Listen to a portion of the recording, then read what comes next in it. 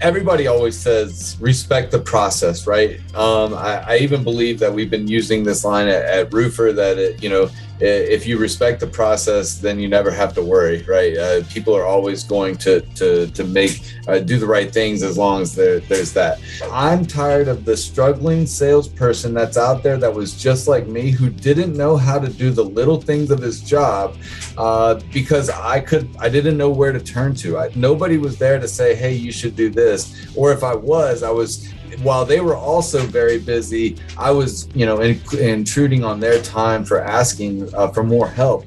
But these little things, or even big things, can be the difference of, $10,000 or even $1 million.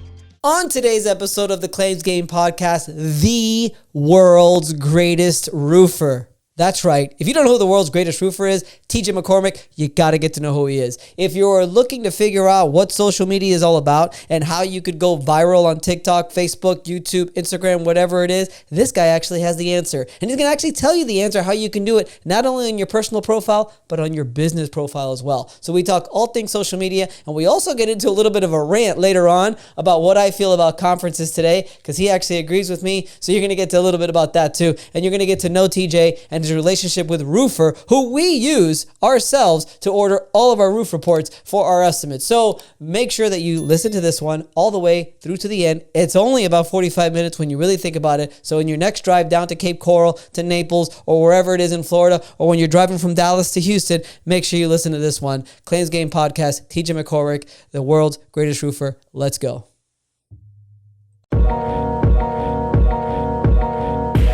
Welcome to the Claims Game Podcast with Vince Perri. Get all the tips you need from insurance claim advocates and professionals and grow your public adjusting career to the next level. And now the commercial claims advocate, Vince Perri. All right. I'm so excited. Me and TJ have been trying to get on one of each other's shows for a very long time now. I'm very excited to have TJ McCormack here, the world's greatest roofer. What's up, TJ? Awesome, man. Vince, you know what? I said that earlier today to my team. I was like, you know what? I've been trying to be on Vince's podcast since last August when I met you in Orlando at One Industry, One Model. And we finally did it. We finally got on. We're finally here. And I had been looking for an accountant for years, and I was unable to find anybody that I liked, that I worked with, and was able to do what I needed to be done to my taxes and to my accountant. Jeremy David at Noble Wealth has been a godsend to me, my family, and my company. We have saved so much money in taxes I can't even begin to describe, and he knows what he's doing. You need to call Jeremy at Noble Wealth and get yourself the right accountant, because he's the man who's going to help you save on taxes. Because ultimately, you don't want to be making money, especially if you're self-employed, and having it all go to the IRS. Call Jeremy, call Noble Wealth, and they will help you tremendously with the entire accounting process and your tax situation from A to Z.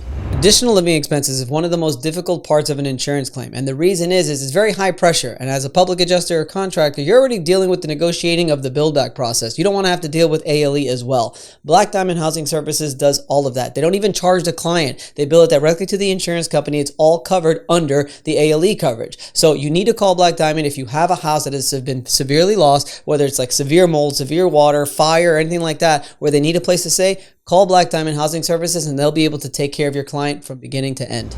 The reason why I'm excited to have you on is because I'm looking at your TikTok channel now, and in our industry, it's really not, it's not easy, right? I tell people about my YouTube channel, and I tell them that we're about to break 6,000 subscribers on YouTube, and they're just like, okay, whatever. I'm like, no, you don't get it. That's actually, not to toot my own horn, but that's actually pretty good, right? And you've got 4.5 million likes on your TikTok page, and you've got almost 300,000 followers on TikTok. And that's why I'm excited to have you on. And I really want to get right into the nitty gritty, right into all the sweet stuff. And really, what's been your journey on this social media machine?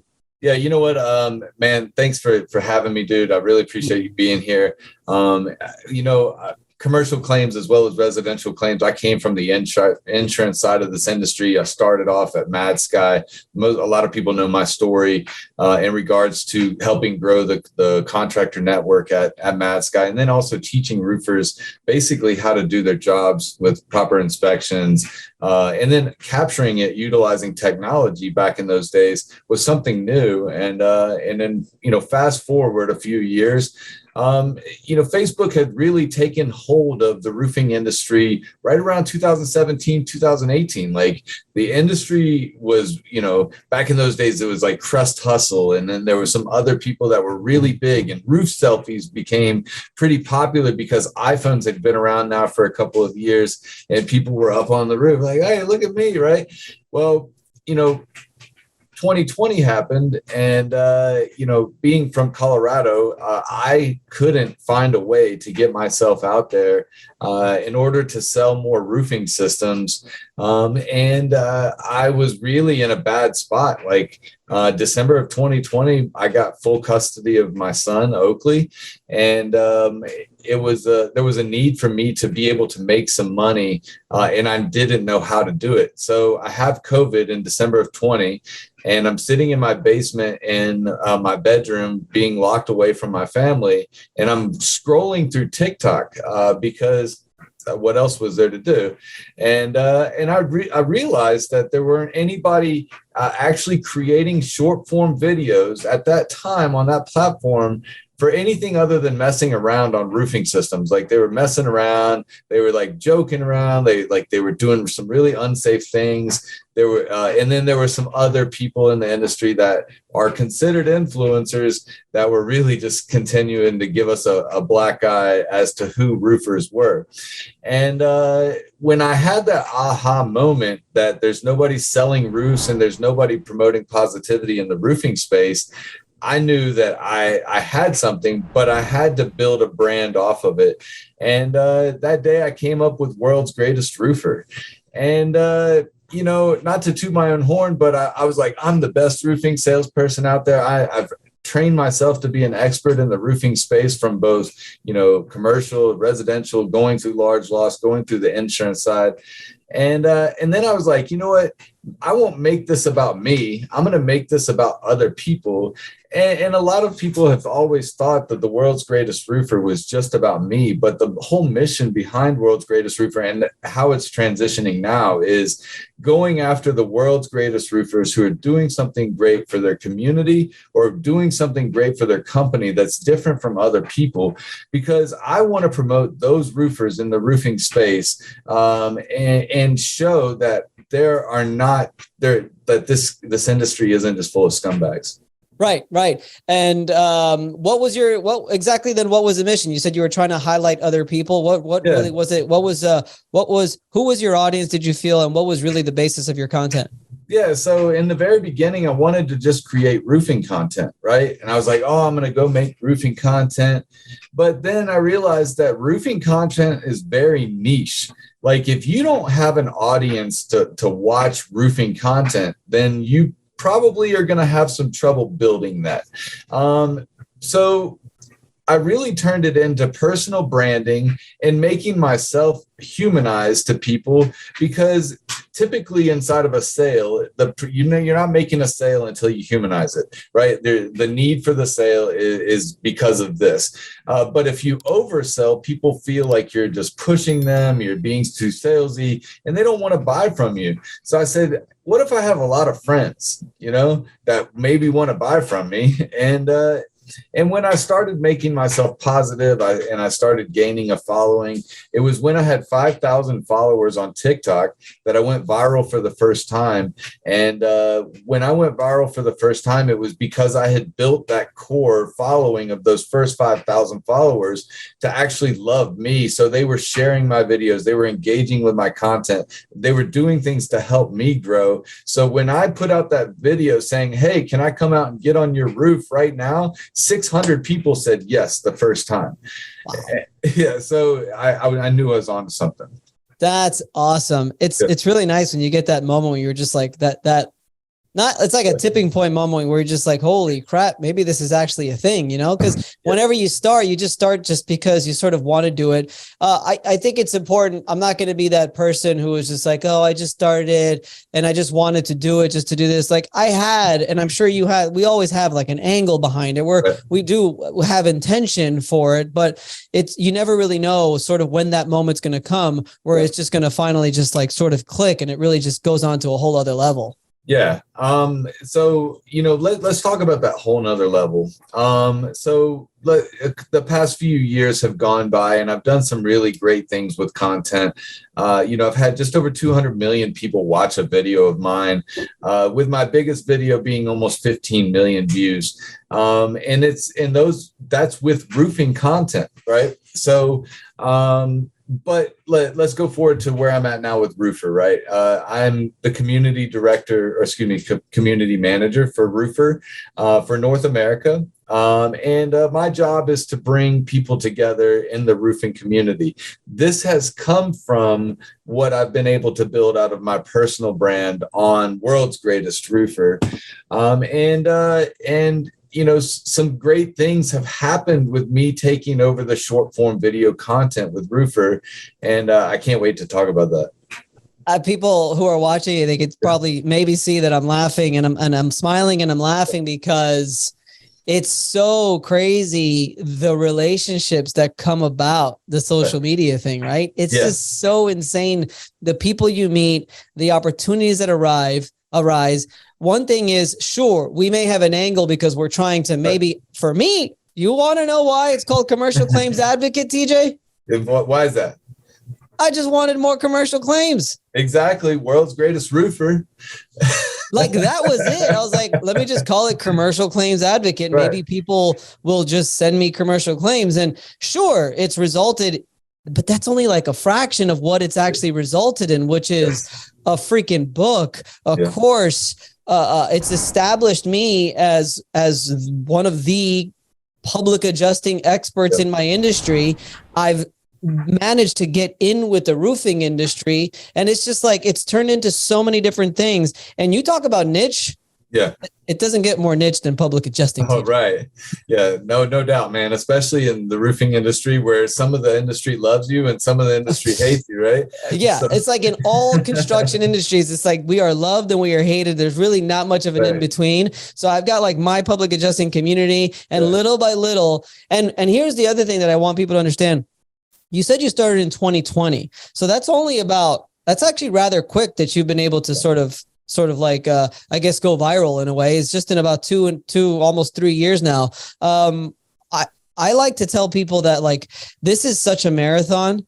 Yeah. It's not a sprint. And again, you did it relatively fast, but I feel like, when did we start?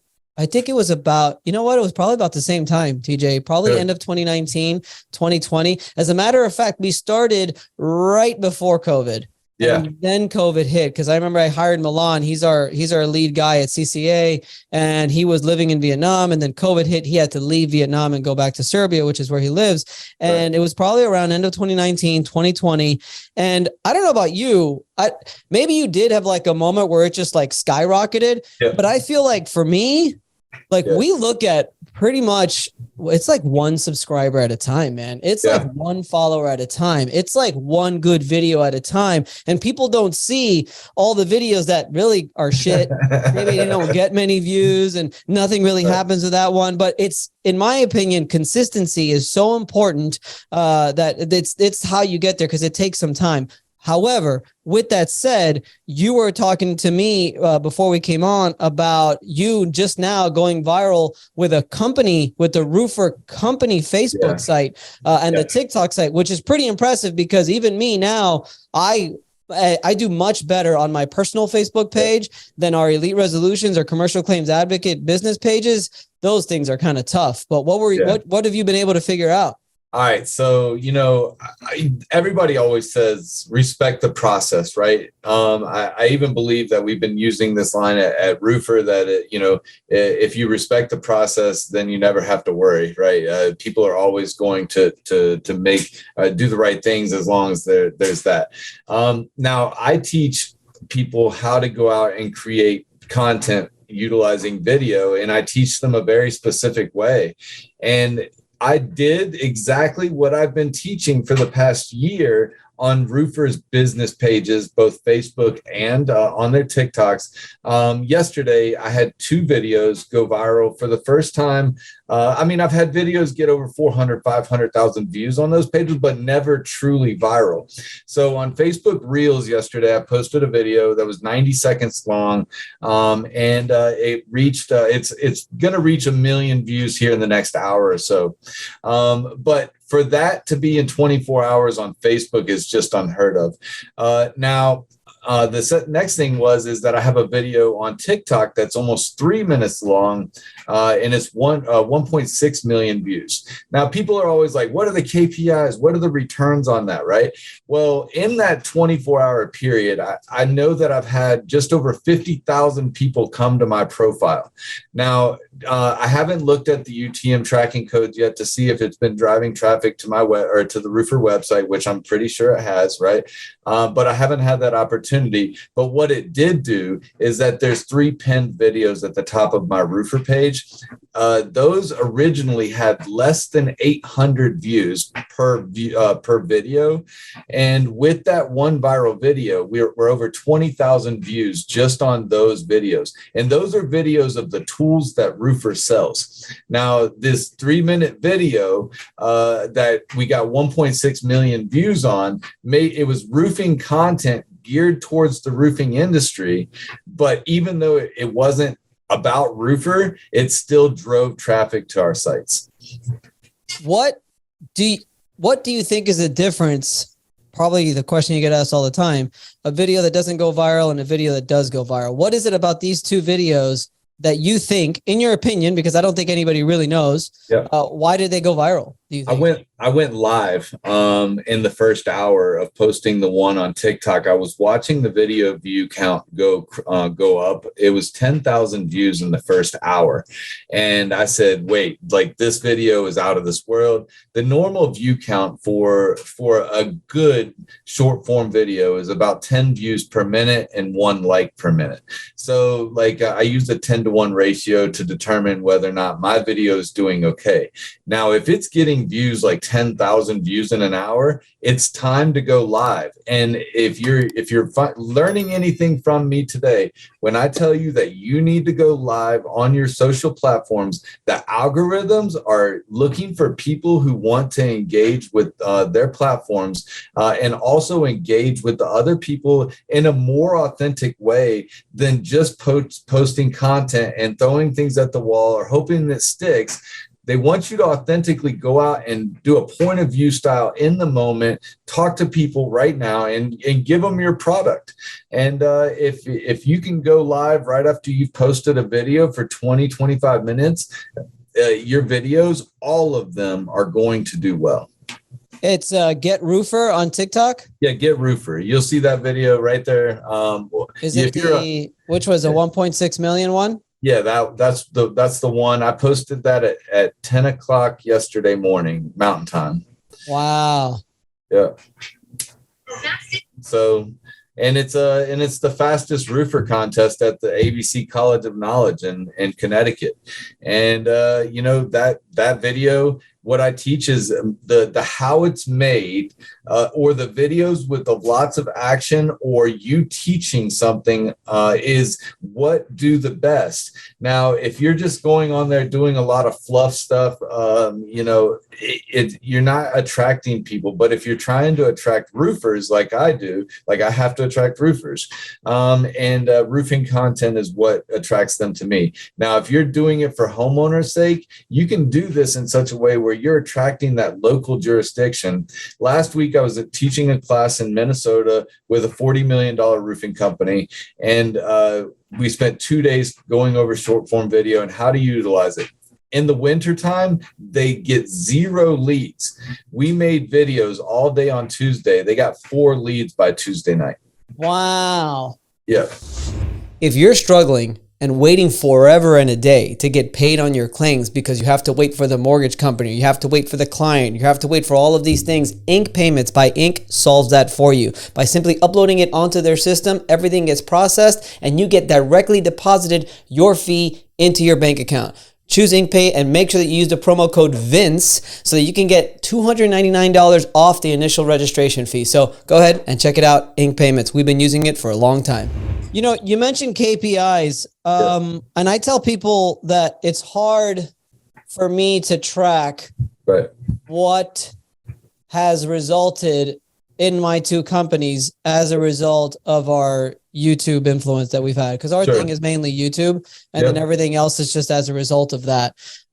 How do you track KPIs? How do you track, like, okay, now that I've been posting on social media for the last, I don't know, 6 months, we're getting this many leads per day now. I feel like it's very difficult to track. Is there a way to really track it? Yeah, I mean, using those UTM codes or the bit.ly codes or whatever, you know, to track into a system where, you know, like, hey, it's coming from Facebook, hey, it's coming from TikTok. It's very hard to also track that. We've been discussing that as to, you know, hey, when you know, if it's coming to the website, like the conversion rate, like what is the conversion rate of like these videos, you know? Yeah, exactly. Because, you know, it's hard to determine when you have a lot of people already coming to your website. But yeah, no, we know that it's registering people because these videos, people are actually reaching out through these videos that we're doing and asking for demonstrations, things like that. And because I'm also turning those in manually, so people coming directly to me, and I know that it's also that people are learning or getting an education from us because of these videos. Now, TJ, you started when you started World's Greatest Roofer on TikTok. You were a roofing salesman for I was in roofing sales. Yep.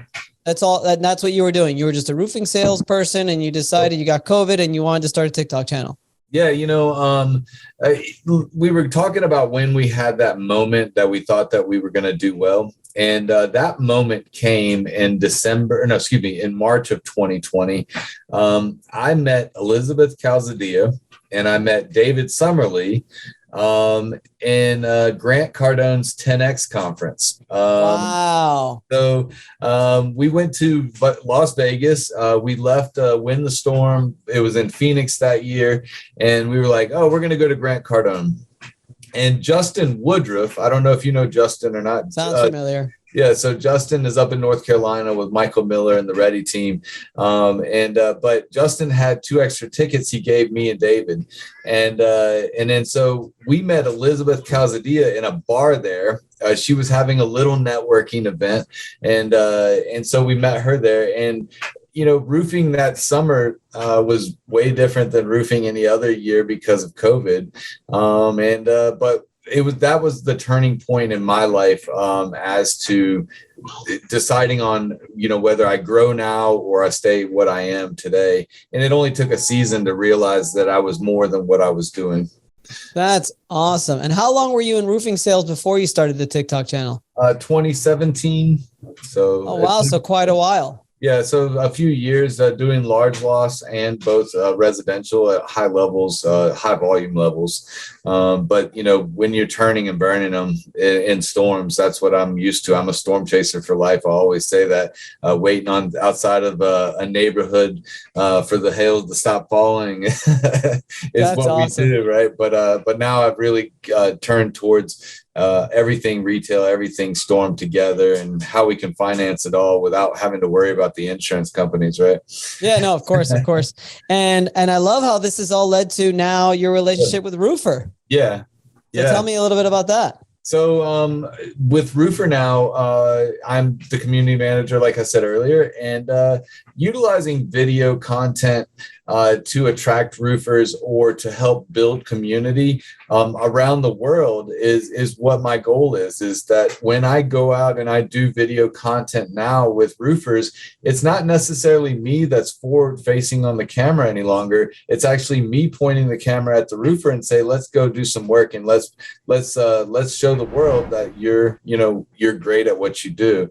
And it's really been helpful to turn the camera around and even to show those people that it's not that hard to do this every day when they're out on a roofing system. And then also to show the roofing world that what they just said, they can also say to a potential new client or to a video camera. And I will say that we at Elite Resolutions, we use Roofer extensively. We use Roofer exclusively for all of our roofing measurements. We have the guys go up there, they take a ton of photos, and then we order that Roofer report so that we have all the measurements and everything we need. But besides that, what else does Roofer provide? Yeah, so let's just dig into that real quick. So Roofer is roofing measurements, both residential and commercial. Depending on the plan that you're on, the best plan could be the $10 in 3 hours, and that includes any other secondary structures. Now, if there's other buildings, say a multifamily or whatever, it's only $10 per building as well, where we're not charging you potentially hundreds of dollars for that report. But then we also have digital custom sales proposals that we can help you build for your company, utilizing great, beautiful backdrops and PDFs, being able to bring in company cam photos and then also annotating them. So you're giving a potential client one of the best educational packets that you could as to who, what, when, where, why, and how when you're submitting that proposal to them. Now, the claim to fame, or the thing that most people are loving right now across the industry, and we're seeing it at very, very high levels at every event that we're going to, is the Instant Estimator 2.0.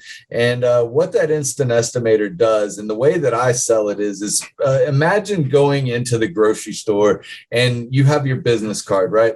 Now, when I'm selling roofing systems, I'm in the grocery store, I'm like, hey, I'm TJ. If you ever need somebody to come out and inspect your roof, here's my card. I'd love to help you. I know we just had a storm. Now, the number one most Googled thing in roofing, or in Google about roofing, is how much is my roof going to cost?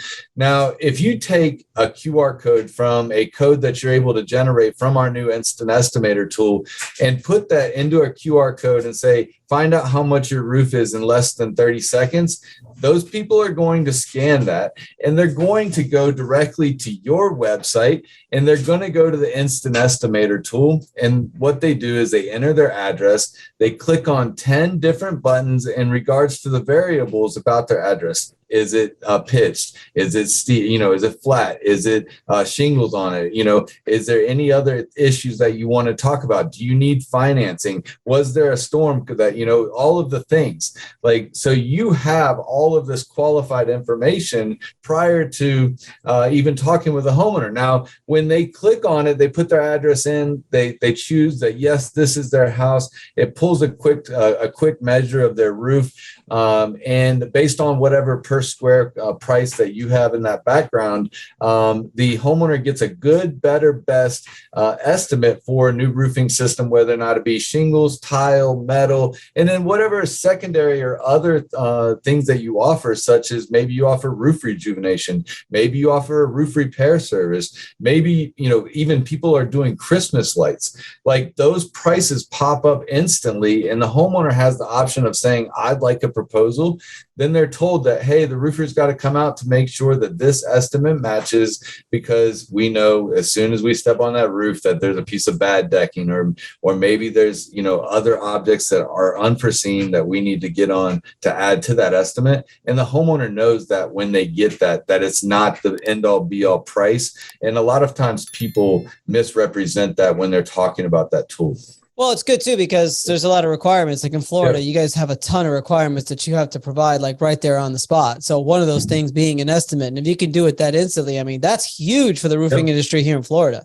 Yeah, it doesn't necessarily have to be the price that an insurance would normally pay, right? It's just a price to start at, and then grow off of that. But like you're saying, I had that aha moment too a few weeks ago when I was doing an event down in Southwest Florida, where somebody said that the average number of roofers in Southwest Florida that are giving an actual estimate is less than 10%.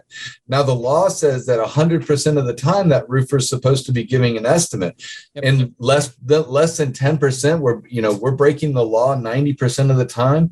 We're putting ourselves in position that if we're not playing chess the right way, they're gonna call checkmate. They're just like afraid of giving a number. I just, Right. I mean, I get it, but then again, I don't get it. Cause like you said, whatever number you give is not the end all be all. Cause once you get on that roof, then you're going to see other things that come up.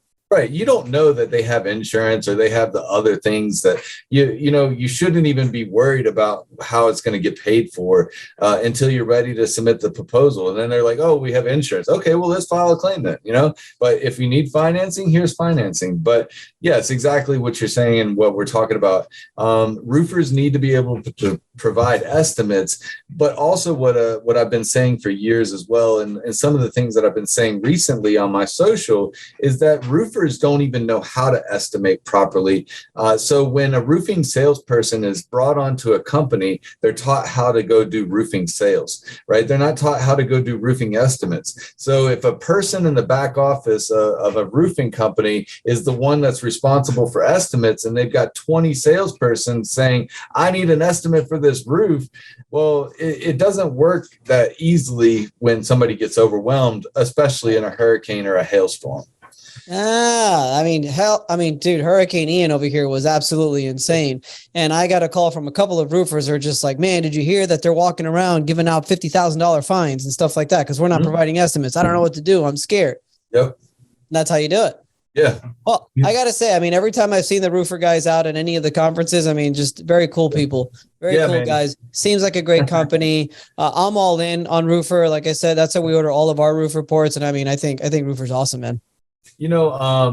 Before I came to work for Roofer, I knew Roofer because of Matt Radford, right? Matt Radford was always the person that was forward facing, that would always reach out to me, or he'd always, love my posts. And so when I came to work for Roofer, I only knew of what people had always said about it. And it was, the employees are great. The culture is great. And since I've been here, man, there's no other place in the roofing industry that you get a week off prior to starting your new job, and they pay you to take a week off. Before you get the week off before you start? Wow. Yeah. You go to work at Roofer and they're like, your vacation starts this day and you start this day. We're paying you. So they're giving you a paycheck before you even show up for work. So you get a paycheck the Friday that you take your first day of vacation so that you have money to spend on your vacation. Nice. So yeah, it's and then also the unlimited paid time off. And then one of the things that they say is that it's not paid per hour, right? We're not being paid per hour. We're being paid for quality. So everything that we do here is based on quality and not like just being fast and trying to help as whoever we can. So we do the same things at Elite Resolutions. I tell people, I pay everybody a salary just because I just need things to get done. Yeah. So if you're able to get something done, if I'm paying you, I don't know, for an 8-hour day and you get it done in 4 hours, what do I care? That's fine. Right. As long as things get done. It done, and appreciate you being here, right? But no, Roofer is helping many thousands of roofers a day now. Our customer service is second to none. Thankful for our customer success teams, and then our SDR teams that are really doing a great job of onboarding and giving proper expectations to Roofer as to what they can expect or how to utilize the tools that we offer. We have some really great tools coming. I'm not allowed to say anything about that. You tech companies always got secrets, man. All these secrets all the time. What I will say is that we're working on more tools that help people be more sustainable and help them in their roofing jobs on the day-to-day. And then also more partners coming on board that everybody will recognize and hopefully some really big names. So people that we've been really working on our partnerships with, and that's all I'll say for now. But I know that over the next year or so, you can expect to see some pretty great growth in Roofer. And then also what we're going to be doing for the roofing community, we're going to be putting on roughly 10 free events across the country this year. And those events will be led by Roofer, but will also include other people. I want these events to be free because I'm tired of the struggling salesperson that's out there that was just like me, who didn't know how to do the little things of his job because I didn't know where to turn to. Nobody was there to say, hey, you should do this. Or if I was, while they were also very busy, I was, intruding on their time for asking for more help. But these little things or even big things can be the difference of, 10,000 or even $1 million. And we want to help people be better at their job. Everybody needs an attorney on their side. So whether you're a public adjuster, a contractor, or anyone else in the insurance claims business, make sure that you have an attorney that you could rely on, that you can go to for questions whenever you need it. That guy for me for the last 12 years has been David Farber. David Farber is the owner of the Farber Law Firm, and he has been there for me from the beginning of my career until now. And I would love for him to be able to help you as well. So make sure you call him at this number here and visit his website so you can learn more about the amazing David Farber of the Farber Law Firm. A few things. I'm going to put you on the spot here. First of all, definitely got to talk after the show because we use Roofer Elite Resolutions, and we can provide you a whole new niche, baby. All right, for you guys to get out there. The public adjusting industry is always hungry for new and cool and exciting things. That's number one. Yep. Number two is, along with that, we got to get you on board for our free events. Yep. For the most part, they've been free. We did charge in Miami last year at the end of the year just for that event, and we're doing a slight charge in this Dallas. But for the last 2 years, we've been putting on nothing but free events. And it's always been very public adjuster, attorney, and contractor focused, where in our event in Dallas in March 3rd, we've got the Contractor Coach Pro. That guy. Cool. Jim Johnson and those guys. Jim Johnson, he's coming on board. But before I even get to that, which I already got to, I already said what I had to say. You had a post on social media the other day that talked about conferences. And first of all, I think we agree where there's way too many of them. Yeah. And what is it that you found out in some of your questions that you were asking on Facebook about what people don't like about conferences and the difference between a good conference and a bad conference? I forgot what the question that you posed, but it was something about that. I've made some suggestions recently that could be seen as rather controversial. But my thoughts about conferences have come from over the years attending events in the manner that we do.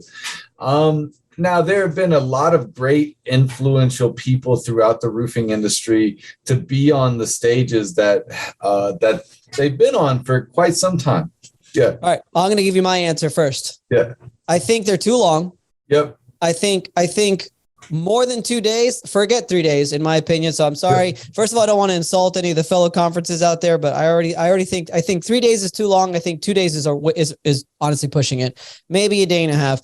I think too many breakout rooms. I think that's too much going on.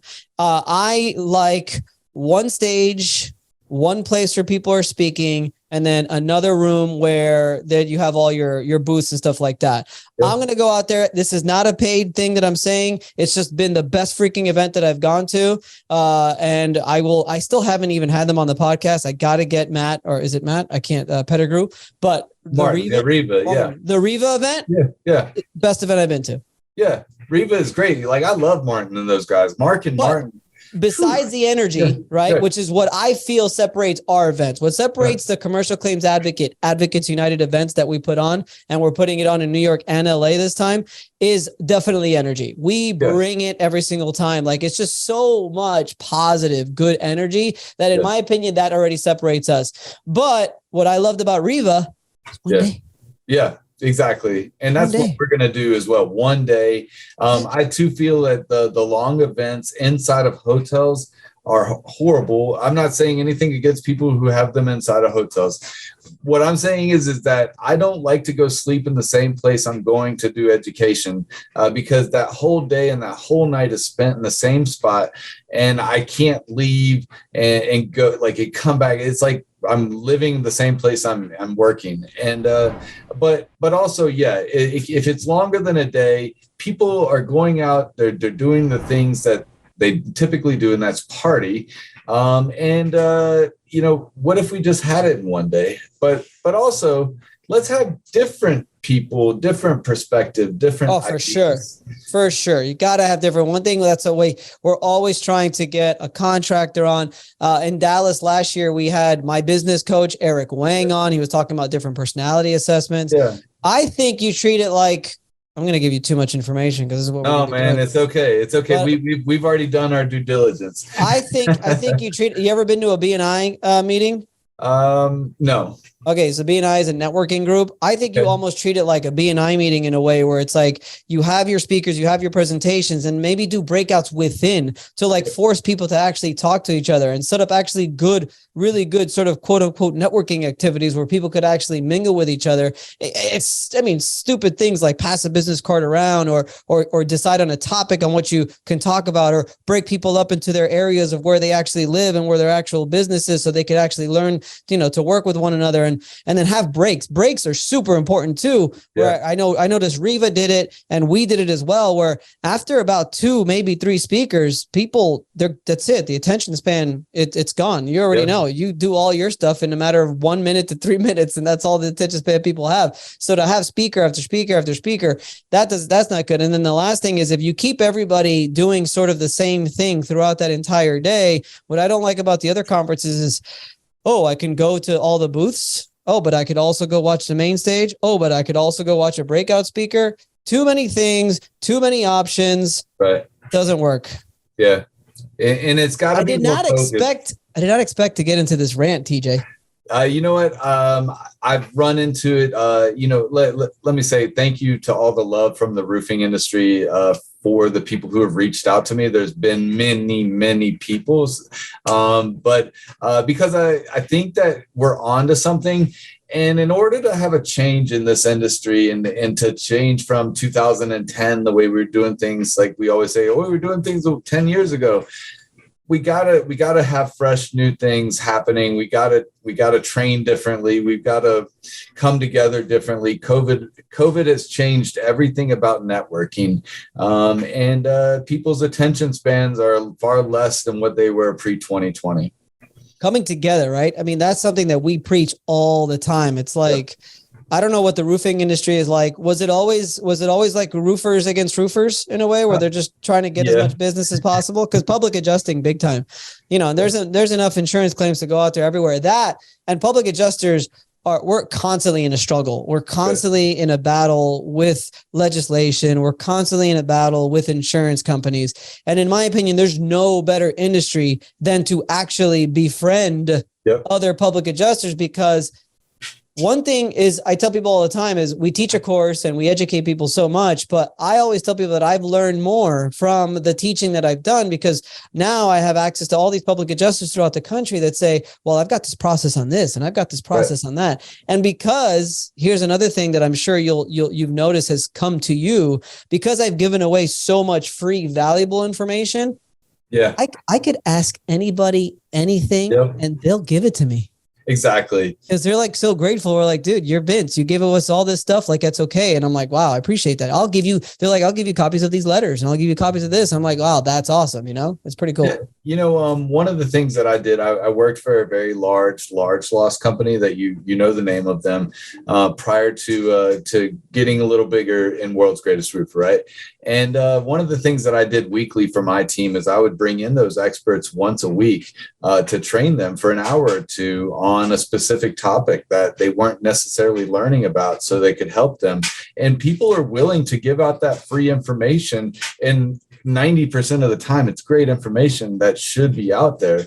But those people aren't ever getting an opportunity to speak up and say it in front of a large group of people. It's always focused, but the free education, the people paying, the sponsors paying to see people and people paying to see sponsors is mind-blowing to me. And then at the end of the day, I'm not saying that any person in particular is getting rich, because I didn't get rich from my event. You're making money. We're making money. Like you didn't do this for free. Exactly. And it's funny. We are so in line with that I remember I think it was after maybe one of the Win the Storms or something like that, where I go to a buddy of mine and I'm like, what if it's funny? It's just what you're thinking. I'm like, what if we did this for free? Yeah. And the guy was looking at me like, hell no, you're crazy. You have to charge. I'm like, but if I'm already making money on the sponsors, what is the point of me charging? I didn't see, like, it didn't really click for me. And and that's why we've done it for free. And by the way, for our event that we are charging for, we're giving away a free t-shirt. We're giving away a free copy of the book. We're giving away like different things. It still benefits us because we're making a little bit of extra, but at the same time, we have to also provide, it's not just the speakers. It's not just an opportunity for you to shake hands with people. Like, you got to be getting something else too, you know? Exactly. No, it's like I think the last time I went to an event and I didn't sit through the entire event because it was the same people that I'm typically looking at on stage. Now, if that was me again going as a roofing salesperson or even a roofing company owner, really all I'm paying for is the swag, and because I've already bought the content before. So like even still the swag may even still be the same, right? So. Why haven't you been to one of my events?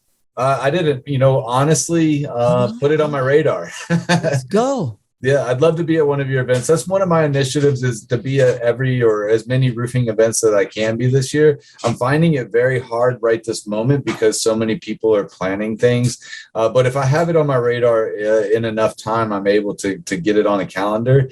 I'm also traveling these circuits, what I call these circuits of events, is very hard on people as well, physically. If you go to one event this week and then like I'm leaving in the middle of the night to go to Orlando tonight, and then I turn around and I've got another 2 events next week that are back to back, and it just gets tiring. And a lot of times, like I said, we're seeing the same people.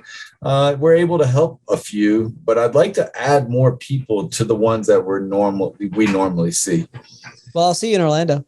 Yeah, I'll be there tomorrow. Yeah, I'll be there. Well, I was gonna real quick before I get you off. Do you have a little bit more time? Yeah, for sure. I've got time. Okay. For those of you that can't see, I'm gonna show TJ my TikTok channel. What am I doing wrong? What am I doing wrong here? It's a blank screen. Oh no, here it is. All right. I don't know. I don't think you could hear it, right? No, I can't hear it yet. No. You have really great video. Like, that's a great video. I think that you need to get your following up. I noticed that all these videos are obviously all pre-recorded. Yep. I noticed that the videos that I don't pre-record, this one was just 125, so that didn't go so well. Well, let me tell you what my thought is on pre-recorded, posted from a platform, or organically shared from your own device, right? This one actually was really good. This is our newest one. It's got already 358. So for us right now, that's pretty good. Is there a tipping point? Like, I got 171. Do you get to a point where it just like shoots up? No, so you have to be active in your search for followers, right? And that's something that I had done, or that I learned how to do with TikTok, was to find my following. And let me just, you know what? I can give you guys a gold nugget real quick. If you want to search here, you do it. Are you able to log in real quick? I know. Actually, you know what? Just go search accounts and put in roofer. Just that? Yep. And then, okay, so now look at all those people that just popped up that are roofers. If you're logged in, there'll be a spot for you to be able to add them. Now click on videos. So you're not logged in, but I know. I don't know why. Yeah. Okay. Normally I can click on videos. Yeah. If you click on videos, now it'll show you all of the roofing videos. So now if you don't see them inside of this carousel of accounts, you'll also see roofing videos inside of videos. So then you'll know, okay, this guy's a roofer because he's posting roofing content. Now I should follow that guy. So following people who've got a nice following as well helps too. Yeah, exactly that too. But then once you're following who your potential audience is, then other people with that same potential audience, because your algorithm will know that you like roofing content, or you like roofers, or you like people who use hashtag roofer, or whatever it is. But it'll start showing your content to other people who are just like the type of content that you like. Now, if you switch up and you're like, you know what, I don't want to be a public adjuster anymore. Maybe I just want to only concentrate on roofing now. The algorithm will know when you make that switch in your own mind, now that you don't like white wine anymore. Now you only like red wine. So now it's going to start showing your content to people who only like red wine. And so you just remember, don't switch up your content too much unless you're trying to reach another trade or another niche, if you will. All right. That's a good tip. I'm going to make sure I tell my team. Yeah. This is what TJ said. And you know what? I spent a couple of 2 or 3 hours with Matt Grassmeyer at Hell Trace the other day. And this weekend, he was able to get his TikTok up and running. And really what we were talking about in the very beginning is consistency and process. If you do it like as if you're supposed to do it, the posting consistently 3 to 4 times a day, the going live once you get to 1,000 followers, the constant engagement with the people who are commenting and liking your post. If you're going back and engaging and commenting on their posts as well, the algorithm sees that you're doing what you need to do. And really, it's that core following that helps you, and the algorithm sees how much love you're getting from that algorithm. Do you use Be Real? I do use some Be Real, yes. I just got the notification, so give me a peace sign.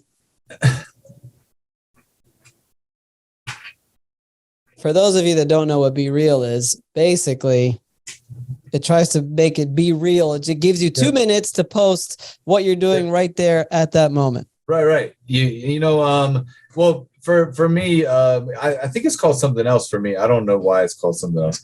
But on it's not TikTok, called Be Real? I don't think it's called Be Real for me. Oh. Let's see what it's called for me. It's called Now for me.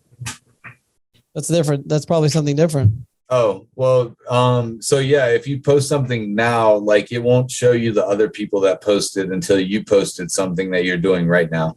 Okay. But yeah, that's the same thing. You have to use all the tools that the platforms are giving you, the live tools. You have to use the effects. You have to make sure that you're creating good content, right? 7 seconds, or no less than 7 seconds. This one is 2 minutes. You have to show exactly what you are, what you're doing at that time. There's no filters. It's like, it's more real. There's no, it's not like fake and, right. Fake social media stuff is what they're trying to do. Yeah, when I was interviewed by NBC News, that was talking about Be Real, they were really concerned about people like myself or other influencers taking over the news industry because of our point of view style video that we can create in the moment or right now as to what's really going on in that exact location. But during the hurricane, I was broadcasting to 1.1 million people right now. And that's what there are organizations out there worried about video content taking over news. Yeah, of course. Yeah. Well, TJ, thank you for coming on, man. Thanks for having me, dude. Let me post a quick story because that's what we do. I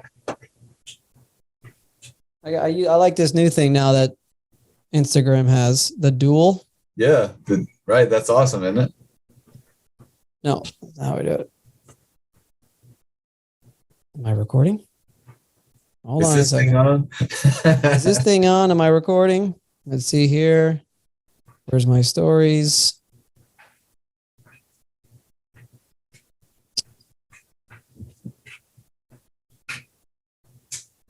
Can't have any dead time. Sorry. Got to keep talking. That's okay. All right. Here we go. Dual. Let's go. Shout out to TJ McCormack from Roofer. Thank you for coming on the podcast, my friend. Say what's up to the audience. What's up, guys? Thank you for being here. Come and check out our podcast. It was great. We talked about so many things. I think that there's some content in there that you're not going to want to miss. For sure. This guy's got like hundreds of thousands of followers on TikTok. It's amazing. He's going to help me get my TikTok up. Let's go. All right, my man. Thanks a lot. Yep. All right, sweet. Awesome, dude. Can I tag you on this? Yeah, by all means, dude. Is it World's Greatest Roofer on Instagram? The world's greatest roofer. The world's greatest roofer. Yeah, that's the only one.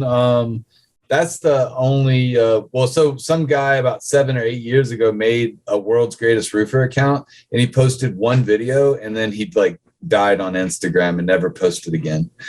So he never got rid of it. I can't find this guy, and I've been trying. I messaged him. I was like, I'll buy it from you. So, but I can't find him, but it's all good. Instagram's going to die anyways. Probably. Eventually it will. I think it'll probably be dead in the next year.